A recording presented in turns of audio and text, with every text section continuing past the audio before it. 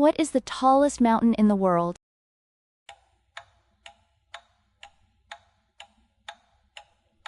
Mount Everest.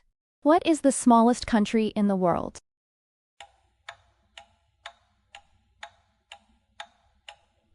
Vatican City.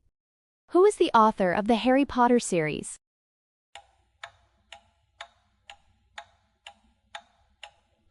J.K. Rowling. Who wrote Pride and Prejudice?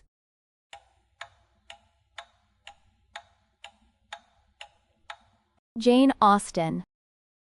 Who painted the ceiling of the Sistine Chapel?